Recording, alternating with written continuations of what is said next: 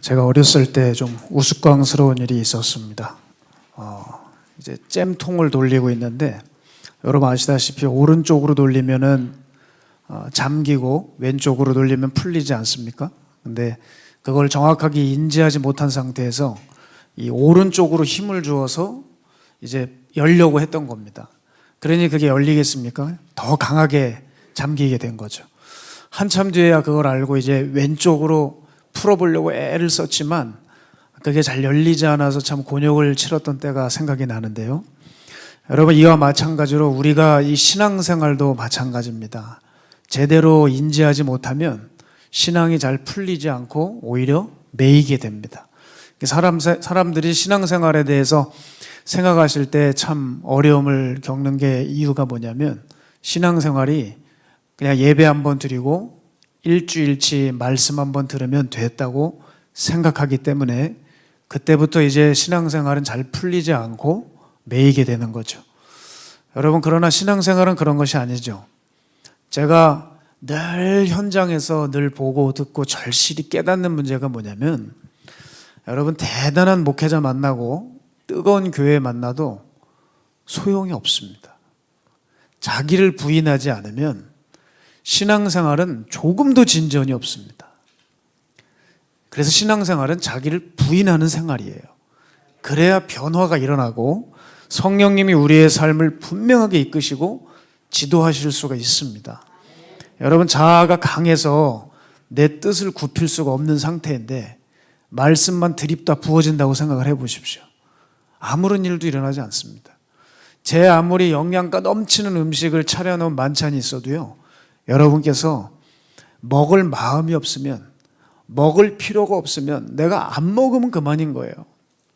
복음이 내 옆에 있어도 내가 죄인이고 내가 지금 영혼의 깊은 질병에 빠져 있다는 사실을 인정을 하지 않으면 그 복음을 만나도 나는 조금도 변화되지 못한다는 것이죠. 여러분, 이런 일들이 성경에도 있었습니다. 예수님이 많은 군중 사이를 지나가시는데 사람들이 다 치유받고 회심하는 게 아니었어요.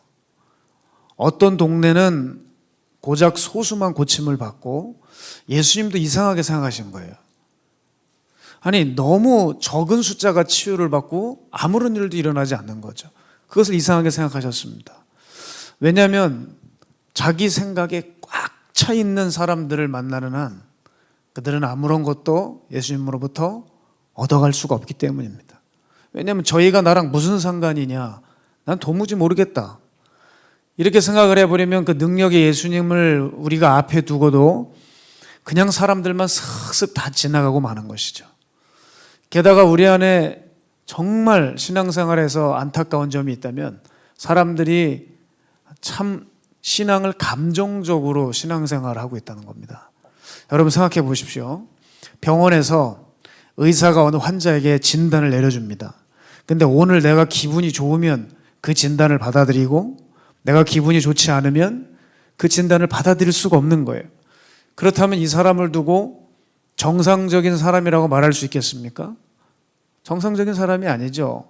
비정상적인 사람입니다. 그런데 이와 같이 교회 안에 이런 일이 벌어지고 있어요.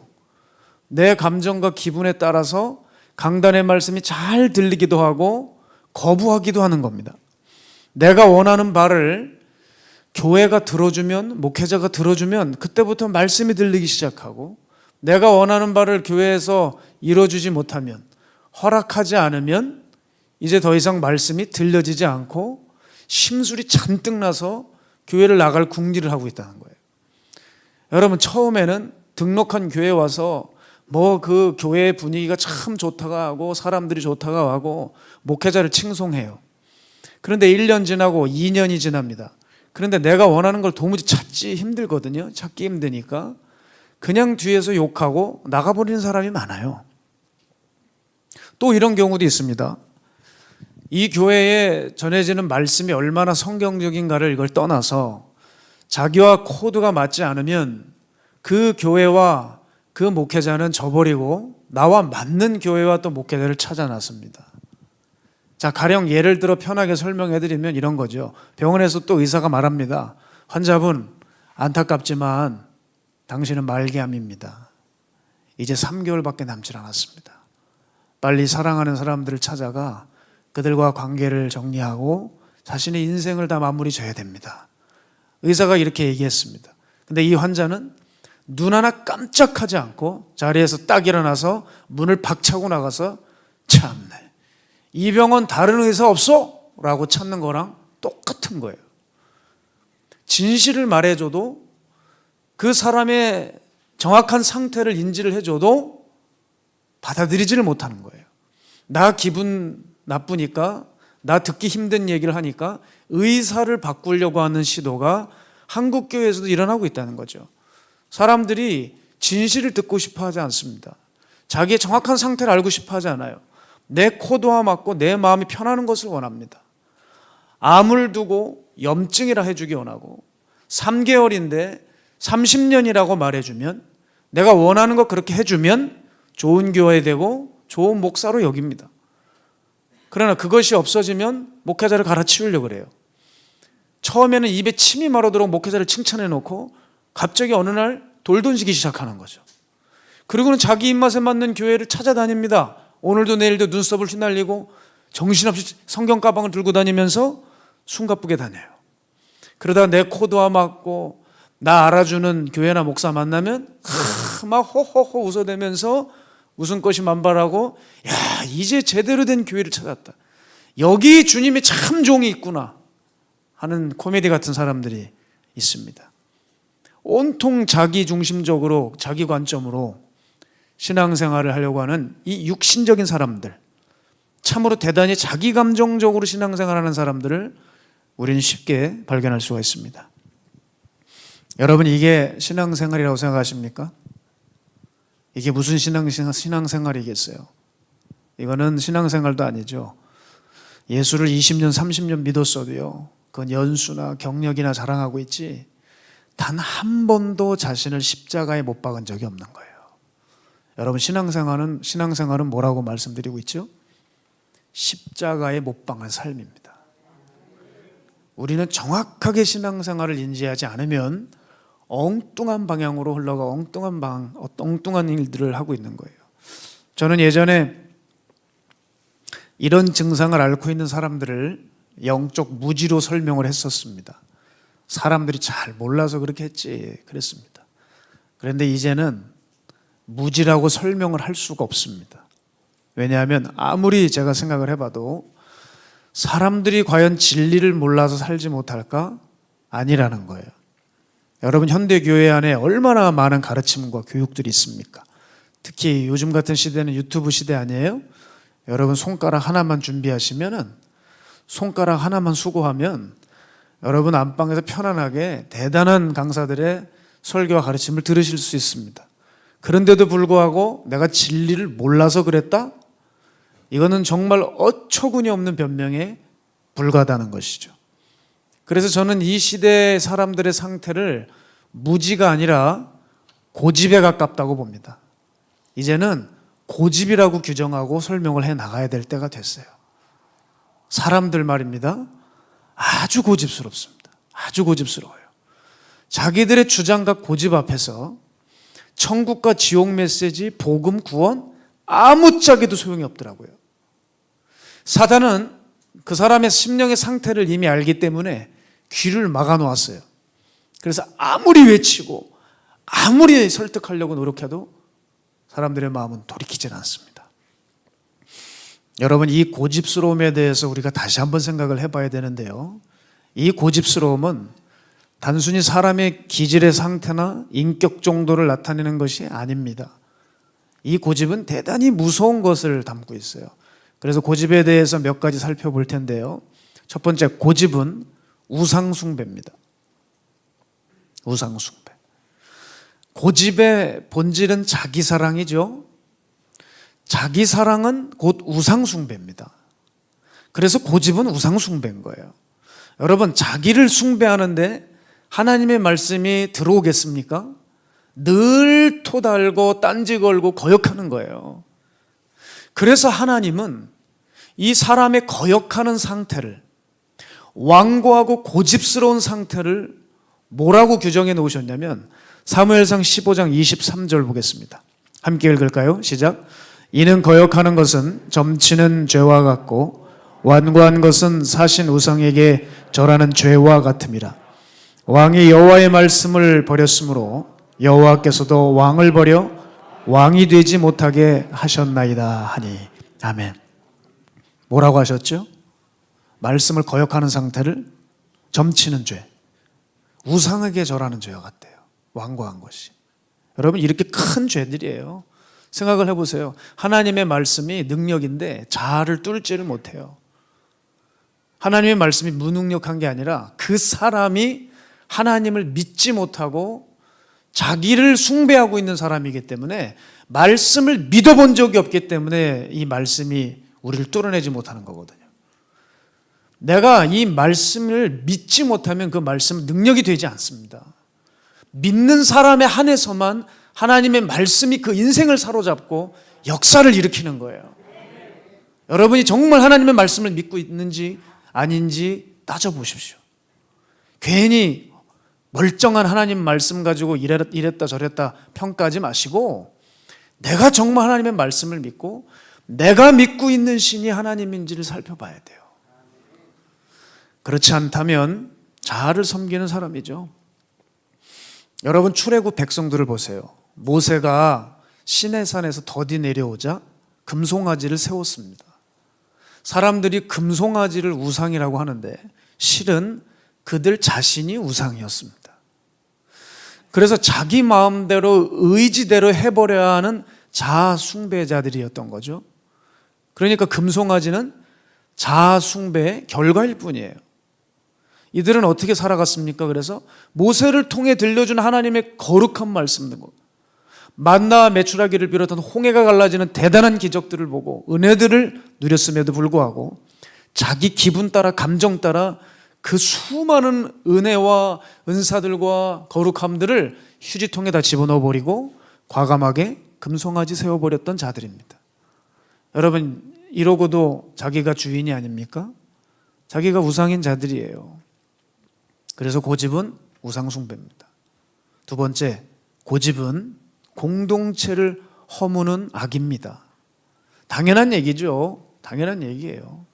공동체 법이나 질서보다 자기 주장이 우선인 사람은 당연히 공동체에 악영향을 미치고 공동체를 허물 수 있어요. 자, 출애굽 공동체가 언제 휘청거렸죠? 외적의 침입 때문인가요? 아니요, 절대 그렇지 않아요. 그 공동체는 언제 휘청거리고 혼란스러웠냐면 그 자국민들이 하나님에 대해서 하나님의 말씀 앞에 거역하고 불순종했을 때입니다. 믿음의 대상이 둘로 나뉘어지자 그 공동체에는 재앙이 임하기 시작했습니다. 여러분, 그렇기 때문에 교회 안에서 이 고집의 죄를 놓지 못하는 사람들과는 절대 가까이 해서는 안 돼요. 어쩔 수 없습니다. 내 동료라고 할지라도 그 고집스럽게 하나님에 대해서 계속 딴지를 걸고 의심을 갖고 반역을 하는 사람들과는 여러분 함께 동고동락할 수 없어요. 이 고집스러움이 가만히 있지 않기 때문입니다. 그 사람들과 함께 했다가 같이 하나님의 뜻을 거역하여 공동체를 허무는 일에 가담하는 격이 되기 때문에 우리는 조심해야 돼요. 그래서 사람들이 참 어리석은 행동을 하는데 많이 배우고 좀 번듯하고 괜찮아 보인다고 해서 그 고집스러운 사람들을 교회의 일꾼으로 세워두는 겁니다. 그러니 그 교회에 바람잘 날이 없어요. 늘 시끄럽고 말썽이 끊이지 않고 분란과 갈등과 반목이 생기는 것이거든요. 여러분, 고집은 반드시 공동체를 허물게 되어 있습니다. 세 번째, 고집은 결국 죽음만 낳습니다. 죽음이에요. 여러분, 고집은 대단한 교만입니다. 아주 큰 교만입니다.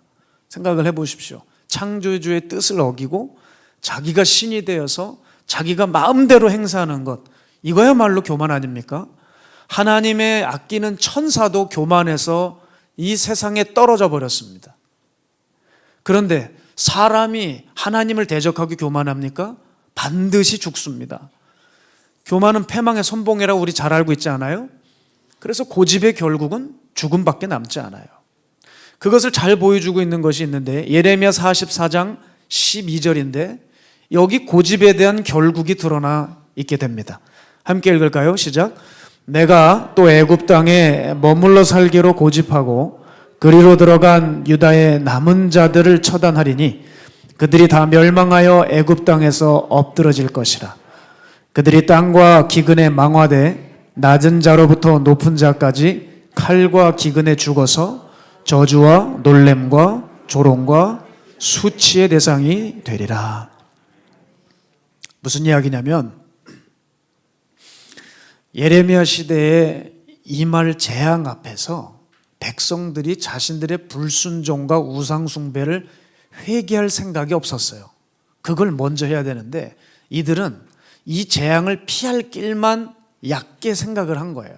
아, 저기 강대국 이집트로 이주를 하게 되면 우리가 재앙을 피하겠구나 해서 그 이집트 땅에 머물러 살기로 고집을 했는데 결국 그것이 하나님의 눈에 딱 걸렸어요.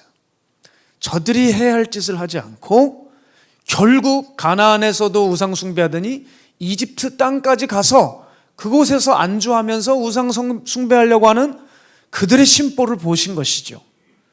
결국 예레미야 선지자의 예언대로 그 이스라엘 이집트 땅으로 들어갔던 유대인들은 재앙을 맞았어요.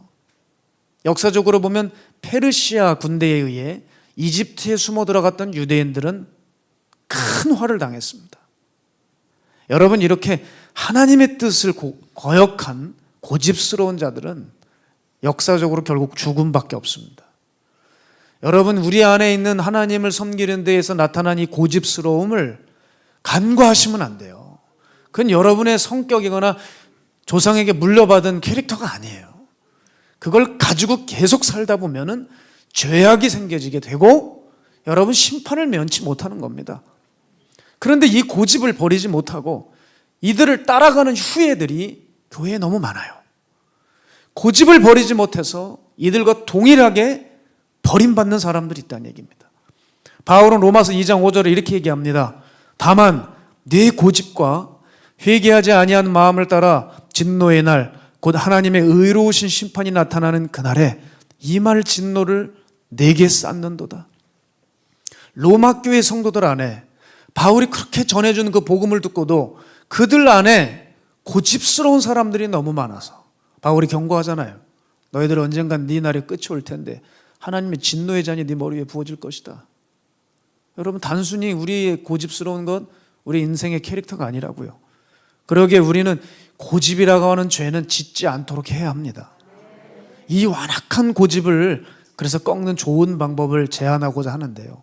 그것은 바로 서두에 말씀드린 대로 신앙의 개념을 다시 정립하는 겁니다. 여러분, 이 개념을 기억하셔야 돼요. 예수님을 믿는다는 것은 포맷이 일어나는 거예요.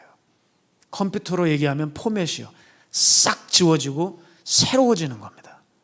내가 세워놓고 갖고 닦아놓았던 것들을 싹 지워지게 되고 예수님에 의해 새롭게 쌓여지고 갖추어지는 상태를 말하는 거예요.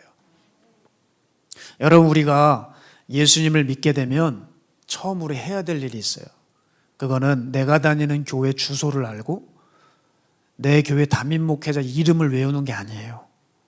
여러분이 예수님을 영접하면 제 이름을 몰라도 되고 뭐 교회 찾아오시는데 헤매셔서는 안 되겠지만 그게 여러분 머릿속에 각인돼서는 안 되고 예수님이 내 주인이 되시도록 예수님께서 나를 마음껏 다스리시도록 내 자존심이나 감정이나 기분이나 인생관 따위를 내려놓고 마음 정리를 해야 돼요. 예수님이 마음껏 나를 다스리실 수 있도록 기반을 닦아놔야 되는 거예요. 그저 내 것이 있다고 하면 이걸 배설물로 여기고 십자가에 못 박아버려야 돼요. 여러분, 실은요, 여기 있는 저나 여러분이나 처음 예수님을 영접했을 때 이것을 교회가 심도 있게 다뤘어야 됐어요. 그런데 경험할 거 다 경험하고 상처받을 건 너무 많이 겪고 볼 거 안 볼 거 다 보고 나서 이제야 이거를 하려고 하니 이거 얼마나 힘들겠습니까? 우리는 그냥 예수 영접하면 복 받고 사업 잘 되고 뭐 자식 잘 된다고 하는 싸구려 영접주의에 길들여졌으니 이제 와서 이런 얘기를 들으면 혼란스러운 것이죠. 신앙은 예수님이 내 삶을 마음껏 다스리시도록 기반을 닦아놓는 거예요. 내 마음에 잘못 올리고 세워진 것들을 부수고 깎고 다듬는 거예요. 또한 예수님께서 기뻐하실 것 같은 것들은 떨어져 나가지 않도록, 쓸려 내려가지 않도록 단단히 묶고 세워두고 지켜두는 것이 신앙생활입니다. 신앙은 싸구려 영접주의가 아니라 십자가에 못 박히는 삶입니다. 우리가 이 개념을 잡고 나아간다면 흔들리지 않죠. 그래서 여러분, 우리가 어디 가서 나 신앙생활하고 있는 신앙인입니다 라고 말하는 것에 대해서 여러분 조금 더 조심해야 되고 신중해야 되고 책임감을 가져야 될 것은, 내가 신앙생활합니다 라고 하는 말은 내가 어느 교회 출석합니다 라는 것을 알리는 것이 아니라 내가 내 자아를 십자가에 못 박기 시작했습니다 라고 하는 선언이라고요. 우리가 나 자신을 죽이지 않고 있다면 여러분 신앙생활을 시작하신 게 아닙니다. 제가 지금 설교를 하고 있잖아요. 제가 처음부터 목이 너무 안 나와가지고 지금 힘겹게 지금 설교를 하고 있는데, 제가 아무리 힘을 내어서 설교를 해도요 소용이 없어요. 내 자신이 이 말씀에 따라 저도 제 자신을 죽이지 않으면 저도 신앙생활한 게 아니라고요. 그러니 여러분보다 제가 더 상코미디언이 될 수 있죠. 설교는 맨날 말쟁이처럼 하고 있는데 전혀 예수님을 따라가지 않아. 그런 사람은 너무 많아요. 여러분, 그렇기 때문에 다들 싸구려 영접주의에 물들어 있기 때문에 자기가 신앙생활 한 적이 없는데 하고 있다고 착각한다고요. 그런 의미에서 우리는 요한복음 3장 16절 다음으로 암송하고 새겨 넣어야 할 말씀이 이 말씀이라고 생각해요. 그것이 오늘 본문입니다. 갈라디아서 2장 20절 우리 함께 다시 한번 읽어볼까요? 시작. 내가 그리스도와 함께 십자가에 못 박혔나니 그런즉 이제는 내가 사는 것이 아니요 오직 내 안에 그리스도께서 사시는 것이라. 이제 내가 육체 가운데 사는 것은 나를 사랑하사 나를 위하여 자기 자신을 버리신 하나님의 아들을 믿는 믿음 안에서 사는 것이라. 아멘. 여러분, 이 말씀은 저를 종으로 살게 했고요, 또한 이 말씀은 기독교 진리의 핵심을 담고 있는 말씀입니다. 잘 기억하십시오. 예수를 믿어 구원받은 사람이라면 예수님께 사랑만 받아먹는 사람이 아니라 이제 예수님과 연합하여 십자가에 못 박힐 줄 알아야 한다는 거예요. 사람들이 부활, 승리 이런 말 좋아하는데 십자가가 있어야 부활, 승리도 있는 것이죠. 내가 십자가에 못 박혀야 그리스도와 함께 새로운 피조물로 부활하는 거예요. 죽은 적이 없는데 어떻게 새로운 피조물이 됩니까? 상식적으로 생각을 해보세요. 이게 무슨 신학이고 교리로 얘기될, 학문적으로 얘기할 게 아니잖아요. 자아가 시퍼렇게 살아서 더럽기 짝이 없는데 무슨 부활이 있겠어요. 따라서 십자가 없는 영접, 회개 없는 구원, 못 박힘 없는 예수와의 사귐, 이런 건 존재하지가 않습니다. 여러분, 제가 지금 말씀드린 것은 절대 강도 높은 신앙이 아닙니다. 원래 신앙이 이겁니다. 우리가 계속 설탕물만 들이키다 보니까 지금 밥알 하나도 제대로 씹기가 어려워진 상태가 된 거예요. 따라서 우린 다시 신앙생활을 시작해야 됩니다. 이 교회로 오시기 전까지 어떤 모습으로 어떤 모양으로 신앙생활을 해오셨건 간에 우린 이제 함께 가기로 마음을 먹었습니다. 그리고 2022년 올해 시작한 지 벌써 여러분 한 달이 지나가고 있어요. 송구영신 예배 드린 게 엊그제 같은데요. 시간 참 빠르죠. 우린 지금 마음을 새롭게 하고 있어야 합니다. 내가 정말 올 한 해 얼마나 바뀌려고 여러분은 다부진 계획을 잡고 계신지 모르겠습니다. 안타까운 얘기지만 제가 사람들을 여러 명 훈련시켜 보면서 깨달은 것이 뭐냐면요, 제가 아무리 열의를 다하고 시간을 투자하고 제 모든 걸 갖다 부어도 말입니다, 그 사람 마음 안에 중심이 내가 변화되고 오려고 하는 마음이 없잖아요. 그럼 소용이 없어요. 제가 이 부분에 대해서는 맥 빠진 일들이 한두 가지가 아니에요. 그것 다 설명하면 오늘 시간이 가도 모자라요. 생략을 해버리고요. 따라서 제가 올해 교육을 하나씩 시도하려고 합니다. 그런데 말입니다, 저도 모르게 자꾸 기대를 내려놓는 일들이 생겨요. 왜냐하면 목회자가 교육을 준비하게 되면 어떤 목표가 있기 때문에 불이 붙거든요. 근데 경험상 준비를 하면서도 회의감이 들고 자꾸 이렇게 망설이게 되고 구태여 내가 이렇게 힘들게 살아야 하나 하는 생각이 들어요. 또 이제 책도 써야 되거든요. 너무 힘든 작업이에요. 교재를 쓴다는 거는. 쓸 책들이 너무 많아요. 시간은 없고 내가 이걸 해서 과연 어떤 열매를 얻을까 회의감이 들어요. 왜냐하면요, 저 혼자 열심히 준비하고 기도해봤자 청중이 마음도 없이 그냥 교육에 참여하고 있잖아요. 아무런 일도 없어요. 시간 지나니까요 다시 예전으로 돌아가시더라고요. 거짓말같이 돌아가요. 그리고는 출애굽 1세들 마냥 언제 내가 가르침과 교육을 받았냐는 듯이 원망과 불평에 쓴물을 내고 있는 거예요. 정말 다 관둬버리고 싶은 생각이 많았던 때가 있습니다. 저는 이런 답답한 마음으로 교육을 준비하고 있어요. 그런데 여러분도 좀 답답한 마음으로 우리들의 마음을 한번 살펴봐야 되겠습니다. 도대체 변화되지 않는 나는 뭐가 문제일까? 이거 한 번쯤 생각해 보셔야 돼요. 어느 날 토조 목사님이 목회를 하시는데 그 교회 성도가 목사님에게 와서 물었습니다. 목사님, 우리는 더 이상 목사님의 교회에서 예배할 수가 없습니다. 왜냐하면 목사님은 너무 엄격하십니다. 목사님의 기준은 요즘 사람들이 감당하기에는 너무 엄격하고 목사님의 메시지는 너무나 날카롭습니다. 그래서 저는 더 이상 목사님의 교회를 다닐 수가 없겠습니다.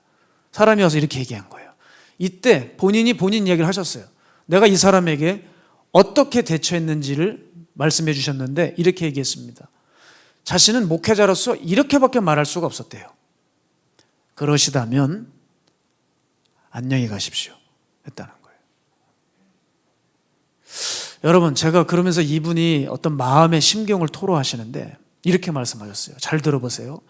내가 사실 사람들에게 미안하게 생각한 유일한 한 가지는 내가 아직도 성경만큼 엄격하지 못하다는 것입니다. 나는 아직도 내가 성경의 기준에 도달하지 못했습니다. 물론 노력은 하지만 아직은 성경만큼 엄격하지 못합니다.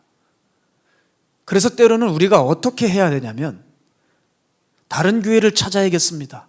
대충 신앙생활하고 있는 교회나 저를 잘 위로해 줄 수 있는 교회를 찾아 나서겠습니다 라고 말하는 사람에게 우리는 작별 인사를 고해야 합니다 라고 권고하셨어요. 자, 여러분, 토조 목사님이 이 말씀을 들을 때 어떤 생각이 드세요? 이 목사님 너무하는 거 아닌가? 너무 사랑이 없어. 좀 그래도 설득을 해봐야 되는 거 아니야? 사람을? 여러분, 과연 사랑이 없어서 그럴까요? 이미 토조 목사님은 수차례 당신의 설교로 본인의 의사나 하나님의 마음을 전달을 했어요. 그런데도 목사님은 이렇게 그 성도와 결별할 수밖에 없었던 그 이유를 여러분 아셔야 된다는 겁니다. 그 이유는 단연 두 가지입니다. 첫 번째 뭔지 아세요? 같은 성도의 옷을 입고도 가라지가 있다는 겁니다. 가라지가. 참으로 이상한 것이요, 사람이 바뀌지를 않아요. 뭔가 진리를 전하면 뭔가 조금이라도 변하는 게 있어야 돼요. 말을 막 하는 사람이면 10마디 하던 거 5마디 줄이는 노력이 있어야 돼요. 음란한 생각에 하루 종일 사로잡혀 있으면 그 음란과 싸우려고 하고 TV를 안 보려고 하고 미디어를 멈추려고 하는 적어도 일주일 중에 하루의 노력은 있어야 돼요. 그런데 아무런 변화가 일어나지 않아요. 선으로 나아가고 복음으로 살리려고 전해도 계속 반응은 반대로 나오는 사람이 있어요. 선을 악으로 갚고요, 생명을 전하고 있는데 죽음의 일들만 계속 해대는 거예요. 이거 왜 그런 줄 아십니까? 제가 알았어요. 가라지라서 그래요. 여러분, 가라지들은 그래요. 이게 안 돼요. 안 되는 거예요. 예수님도 그래서 이렇게 말씀하셨습니다. 마태복음 7장 6절입니다. 함께 읽을까요? 시작. 거룩한 것을 개에게 주지 말며 너희 진주를 돼지 앞에 던지지 말라. 그들이 그것을 발로 밟고 돌이켜 너희를 찢어 상하게 할까 염려하라. 주님도 아시는 거예요. 이상하게 안 되는 자들이 있다. 전에도 가르쳐도 알려줘도 계속 사탄과 떨어지질 않는다. 세상의 삶을 너무나 사랑하고 있다. 결국 그들에겐 진리를 전해줘도 그들은 그게 듣기 싫으니 진리를 전하는 그 알곡을 입에 거품을 물고 공격을 하기 시작할 것이다. 발로 밟을 것이다. 너희가 전한 진리의 복음을 찢어버릴 것이다. 여러분, 이게 교회의 현실이에요. 토조 목사님이 그 성도와 결별할 수밖에 없었던 것은 뭐냐? 가라지입니다. 그 가라지와 어찌게 동고동락하겠습니까? 그렇죠? 그 목사님이 결별할 수밖에 없었던 두 번째 이유를 말씀드리겠습니다. 그들과 함께 하다 보면 우리의 영적 기준이, 즉 교회의 영적 기준이 점점 낮춰지기 때문입니다. 여러분, 그들은 굉장히 고집스러운 성격을 가지고 있는 사람들이에요. 굉장히 개와 돼지로 비유했어요. 동물이라는 얘기예요. 동물은 여러분 바뀌지가 않죠. 동물이 여러분 개화되는 거 봤습니까?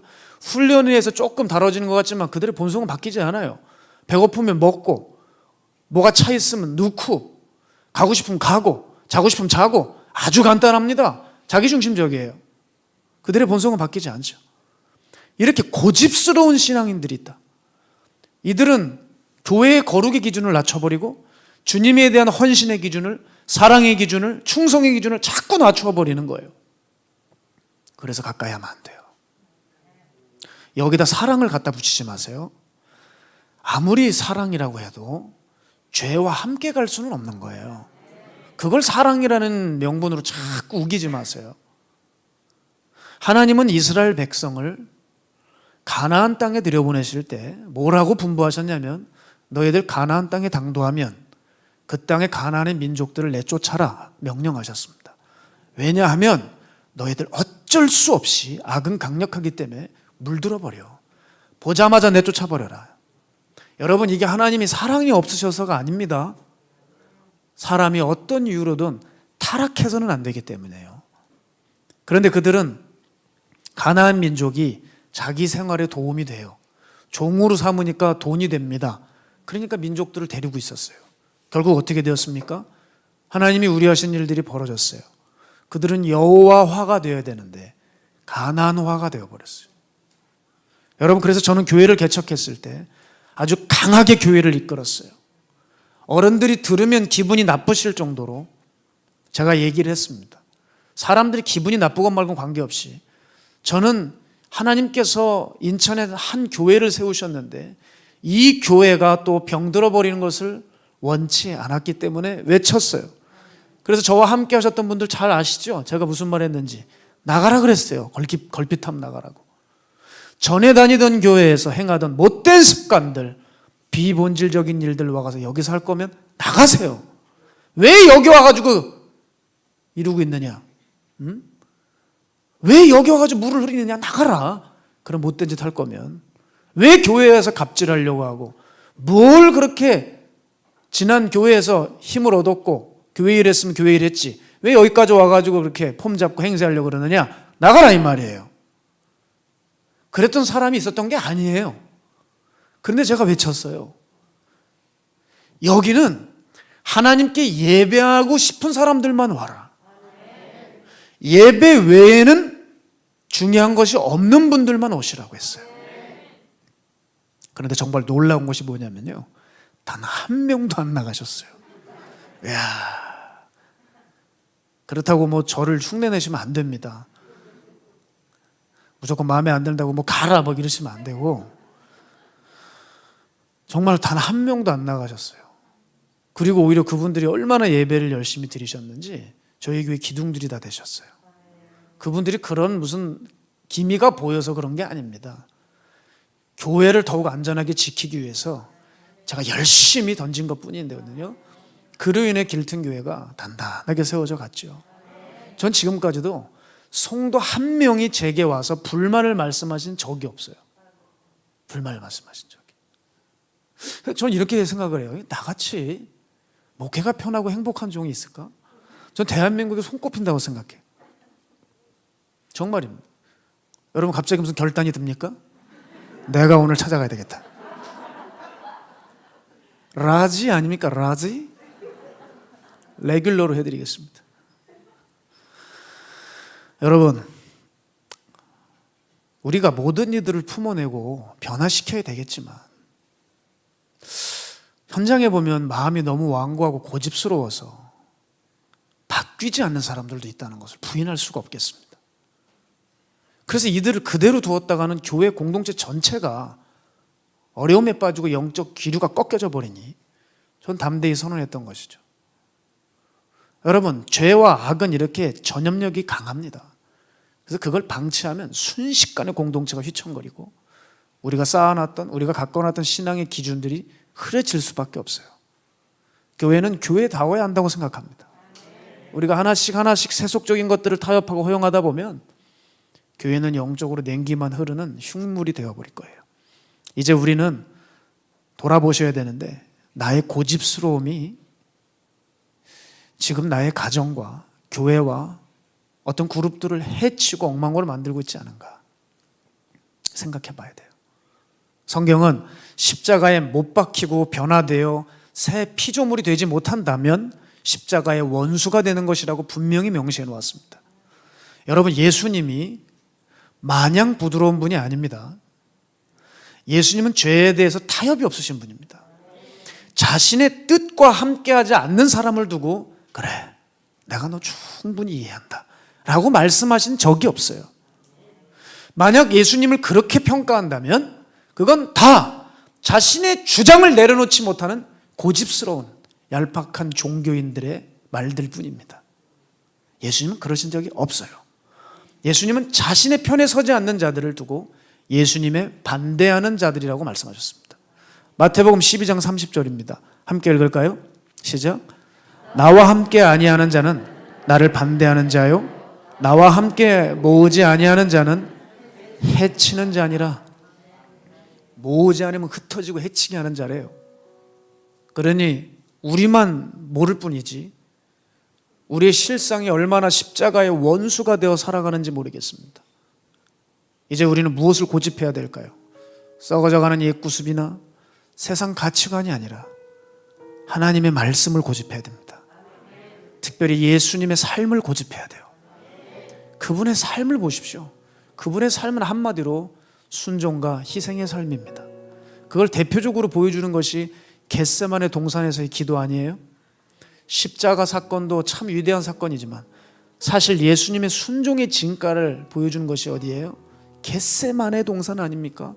그 겟세마네 동산에 하나님의 뜻에 순종하려고 하고 자신의 의지를 꺾는 그 예수님의 모습이 보여요. 얼마나 안쓰러워 보이고 얼마나 참 동정심을 충분히 살만하고 얼마나 할 말이 많은 예수님이시겠습니까? 내가 왜 아버지 저들을 대신하여 십자가에 달려야 합니까? 왜 내가 뭘 잘못을 했길래 이 어마어마한 인류의 죄를 뒤집어 쓰게 하십니까? 왜 나를 하나님 버리십니까? 죄가 자기에게 들어올 때 어떤 것인지 예수님은 너무나도 분명하게 아셨습니다. 그러기에 예수님은 치열하게 고뇌하셨죠. 그러나 예수님은 자신의 의지를 꺾으시고 하나님의 뜻에 철저히 맞추신 순종과 희생의 본을 보여주셨습니다.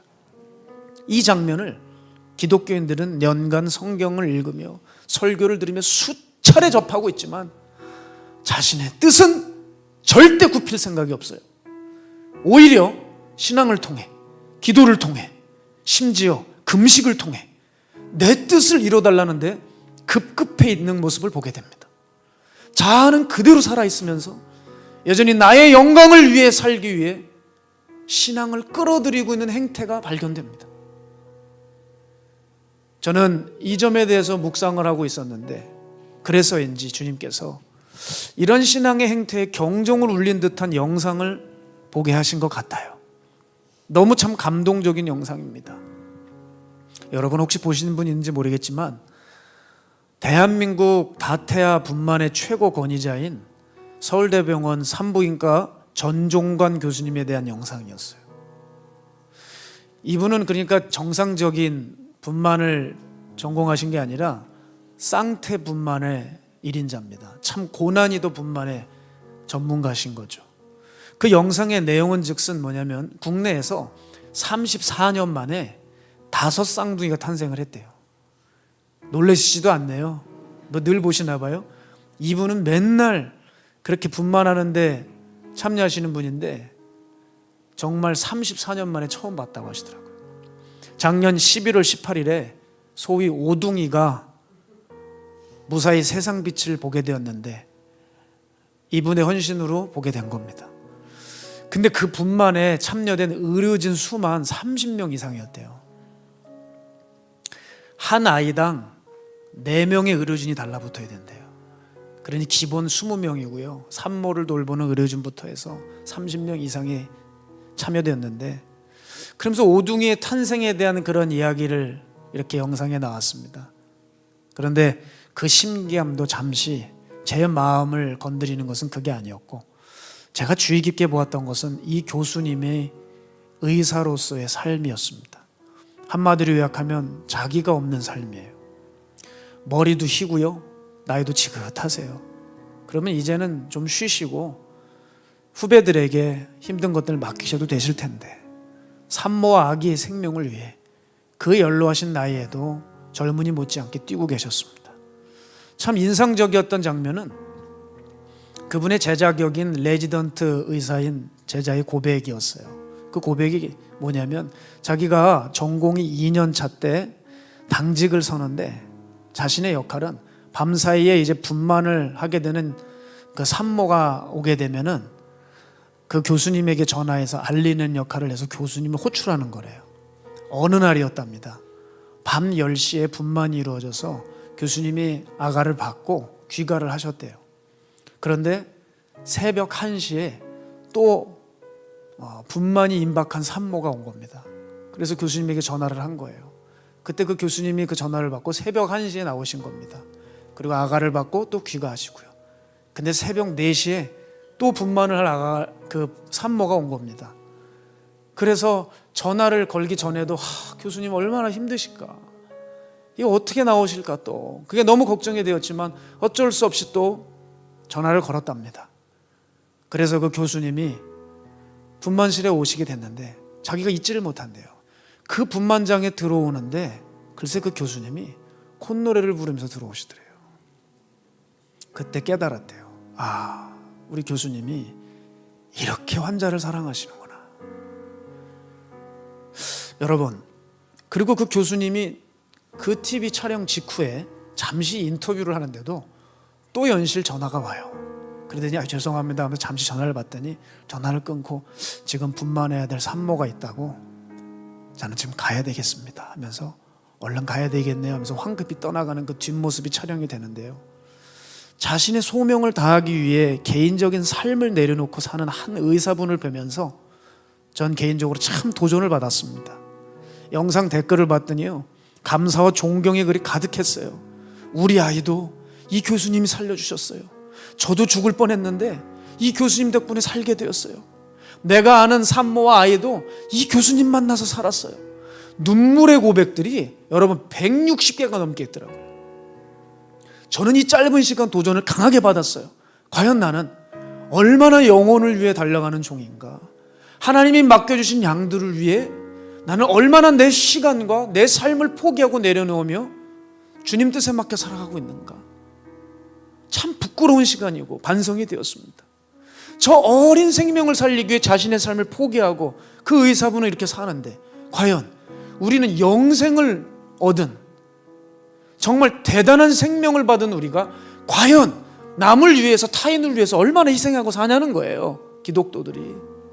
하나님의 아들이 우리를 살리기 위해서 자신을 희생하셨다는 것을 교회만 오면 귀에 닳도록 늘 듣고 있는데, 이 사실에 전혀 감격도 은혜도 받지 못한 채 오늘도 나를 위해서 지독하게 고집하며 살아가는 거, 여러분 이렇게 살아도 우리 괜찮겠냐는 거예요. 여러분, 우리가 정말 예수님 믿었다면요, 우리는 쇠하여져야만 합니다.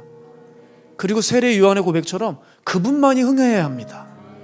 우리가 펄펄 살아있는데 내 삶에 어떻게 주님께서 역사하실 수 있겠습니까? 어떻게 나를 만나 주실 수 있겠습니까? 어떻게 내 기도에 손들어 주실 수 있겠습니까? 우리의 이기적인 나라가 사라져야 하나님의 나라가 비로소 도래하는 것입니다. 우리가 제 아무리 그럴싸한 성경 말씀을 암송하고 성경을 마르고 가르치고 설교한다고 해도 내 하루하루를 순종하며 진실하게 살아간다고 말할 수 있습니까? 그게 가능해야 된다는 거죠. 사람은요, 그래요. 그 자아가 완전히 못 박혀지지 않는 한 끊임없이 자신의 삶에서요, 자신의 작은 왕국이라도 세우려고 합니다. 제가 목회하면서 가장 두려운 게 뭔지 아십니까? 지금은 괜찮은데요, 제 자아를 처리하는데 미숙하고 게을리하는 바람에 제가 이 목회하는 이 현장을 제 작은 왕국으로 만들어 버릴까 봐, 저도 모르는 사이에 그것을 내 것으로 여길까 봐. 다 주님의 것이거든요. 여러분, 내 것은 없어요. 다 주님의 것입니다. 우리가 가지고 있는 것이 있을지라도요, 그거 주님이 빌려주신 것이거든요. 내 것은 없어요. 우리의 자식도 내 것이 아니에요.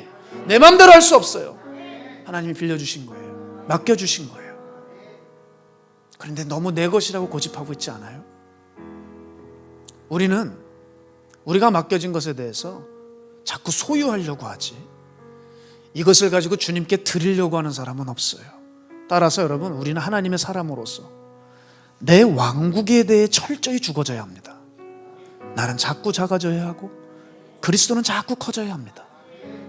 내가 그리스도와 함께 십자가에 못 박혔나니 그런즉 이제는 내가 사는 것 아니요 내 안에 그리스도께서 사시는 것이라. 이제 내가 육체 가운데 사는 것은 나를 사랑하사 나를 위하여 자기 자신을 버리신 하나님의 아들을 믿는 믿음 안에서 사는 것이라. 이것이 우리 안에 진짜 고백이 되어야 된다는 것이죠. 저는 개인적으로 이 말씀을 붙들고 하루하루를 보내다가 이 자리에 섰습니다. 왠지 아세요? 이것이 참신앙, 건강한 신앙의 지표라고 믿기 때문입니다. 신앙생활은 절대 믿음을 통해서 나의 영달과 성공과 성취를 위한 것이 아니라 나를 십자가에 못 박는 일입니다. 이게 신앙생활입니다. 이걸 여러분, 주님 부르시는 그날까지 잊지 마셔야 돼요. 그렇다면 여러분, 어떤 일이 있을지라도 그 상황 가운데 그 믿음으로, 그 말씀으로 여러분 이겨낼 수 있습니다. 우리는 정말 십자가를 통과하기만 한다면 승리의 부활을 온전히 누릴 수 있습니다. 이 말씀을 믿는 자 누굴까요?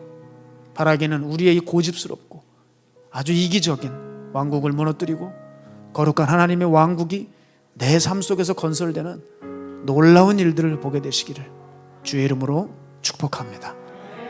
우리 시간 함께 이 찬양하면서 회개하며 주님 앞에 나아가는 시간 되기 원하는데요, 우리 이 찬양 불러봤죠? 예전에 참 많이 불렀던 찬양입니다. 세상에서 방황할 때 다 주님을 몰랐네. 내 맘대로 고집하며 온갖 죄를 저질렀네. 여러분, 이 찬양의 곡절을 쓴 이 작사가나 작곡가의 이 고백이 우리의 고백이 될 줄 믿습니다. 우리 찬양합시다. 세상에서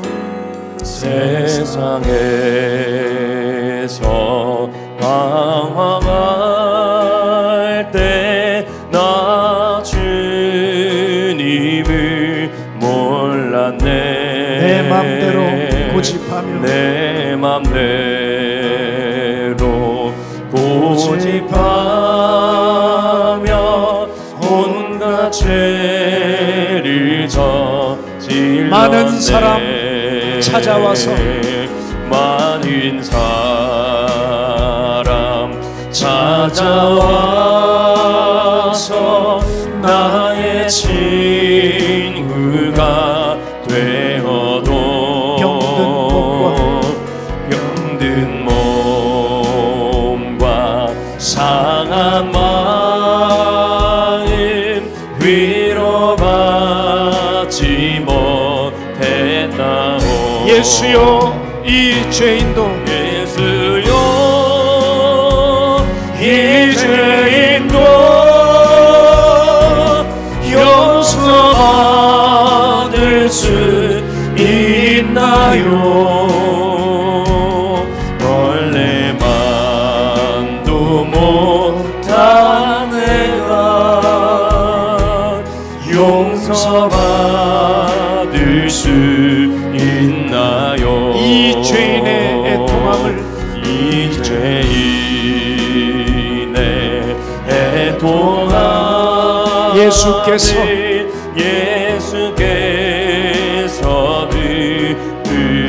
들으셨네. 못 잡은 난 사랑의 손 나의 내 주여 이 죄인이 다시 내 주여 이 죄인이 다시 눈물을 흘립니다. 오해 주여 나 이제는 아무도 없죠. 아무 걱정 없습니다. 내 모든 죄 내 모든 죄 무거운지 이젠 모두 다 벗었네. 우리 주님 예수께서 우리 주 이것이 우리의 고백이 되기 원합니다. 예수께서 나와 함께 계신다고. 내 주여 이 죄인이 내 주여 이 죄인이 무한 감사드립니다. 나의 몸과 영혼까지 주를 위해 마십니다. 예수여 이 죄인도 예수여 이 죄인도 용서받을 수 있나요? 벌레만도 못한 내 용서받을 수 있나요? 용서받을 수 있나요? 우리 이 시간 잠시 기도하기 나아가길 소망하는데요. 여러분 신앙생활을 어떻게 생각하셨습니까? 우리의 신앙생활은 마땅히 말씀으로 교정되어야 됩니다. 하나님, 내가 예수 믿으면서 나의 뜻과 나의 의지를 굽힌 적이 없다면 오늘 이 시간 십자가에 단단히 못 박고 진정한 신앙생활로 거듭나게 하여 주옵소서. 바로 십자가에 못 박히는 삶입니다. 오늘 이 삶으로 나아가기로 결단한 사람들만 우리 주님을 한번 외치고 동성으로 기도합시다. 주여 주여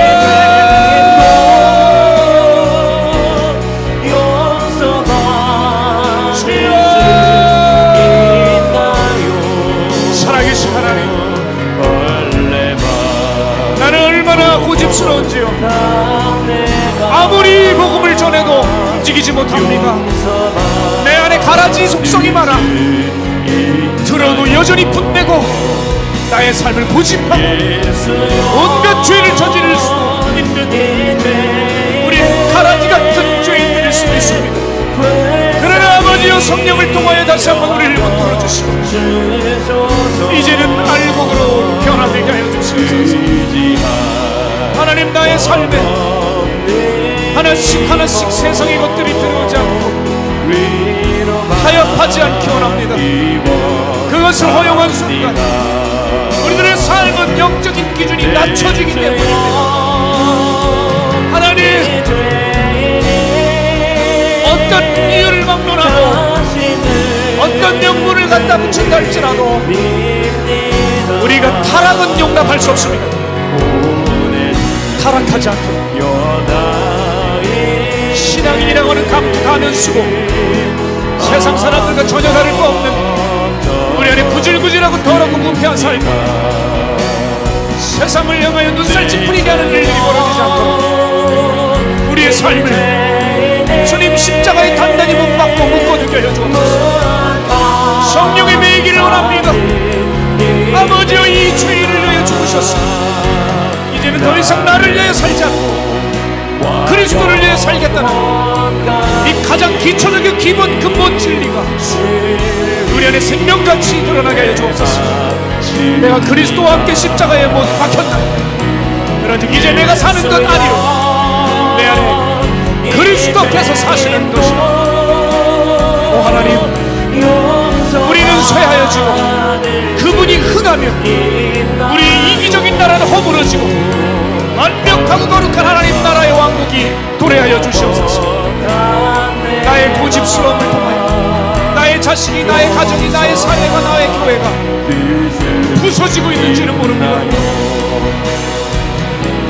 돌아서게 해주시옵소서. 깨닫게 하여 주시옵소서. 오늘 주님 앞에 철저히 회개하며 나아가 오늘 주님 앞에 영광 올려드리는 순간 믿음의 자녀들 되게 하여 주시옵소서. 원래 막고 못한 내가 용서받을 수 있나요? 하나님, 오늘 이 말씀은 정상적인 교회를 다녔다고 하면 한 번쯤은 많이 들어본 말씀일 수도 있습니다. 내가 많이 들었다고 해서 또 지루하고 따분하고 다른 생각하고 있는 말씀이 아니라 내가 정말 다른 생각을 할 만큼 내 삶에 정말 십자가에 나를 못 박는 삶이 있었다면 그래도 됩니다. 그러나 그런 것이 하나도 없은 채 귀만 익숙해져서 삶은 전혀 십자가의 원수로 살고 있는데 우리 이 말씀을 듣지 못하는 어느새 세상과 사단에 붙들려 있는 자는 아닌지 돌아봐야 되겠습니다. 하나님, 오늘 다시 한번 흔들어 깨워주시고 늘 들어왔던 말씀이 아니라 신앙생활을 내가 어떻게 하고 있는지 다시 영적이고 성경적인 기초를 놓으니 하나님, 이 안에서 우리가 자라나고 열매 맺고 꽃 띄우게 하여 주시옵소서. 그렇지 않으면 이 신앙은 모래 위에 지은 집과 같아서 세상 바람에 창수에 흔들어 무너지고 말 것입니다. 지옥 가고 말 것입니다. 내가 펄펄이 살아있는데 어떻게 이 안에 은혜가 있고 구원이 있겠습니까?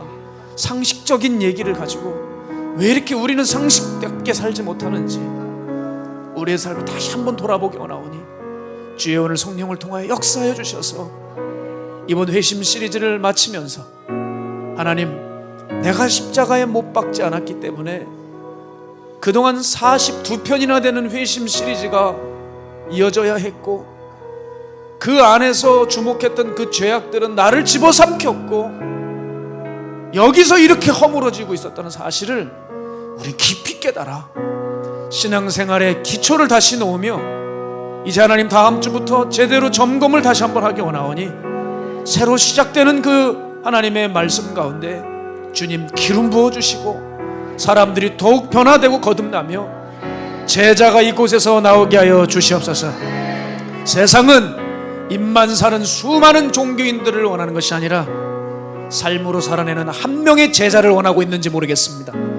오늘 바라기니 길튼 교회가 그 제자를 배출하게 낼 수 있도록 붙들어 주시고 늘 말하고 있는 여기 있는 죄인부터 바뀌게 하여 주시사 우리 모두가 변화되어 올 한 해 하나님의 영광을 위해 살아가고 자신의 왕국을 허물고 하나님의 왕국을 위해 자신의 삶을 드리고 나의 고집스러운 삶을 포기하는 거룩한 하나님의 자녀들로 새롭게 일으켜 세워 주옵소서.